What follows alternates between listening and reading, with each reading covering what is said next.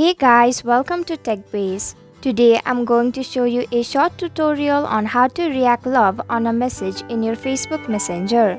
It's pretty simple, so let's get started. First, open Facebook Messenger on your mobile device. Tap on one of your chats. Long press the message that you want to react to. Tap on the heart emoji. And that's it. This is how you react love on a message in your Facebook Messenger. Thank you for watching TechBase. I hope you found this video helpful. If you did, then please hit the like button and comment down if you have any questions or feedback. And if you're new to our channel, subscribe and hit the bell icon so you don't miss our upcoming videos.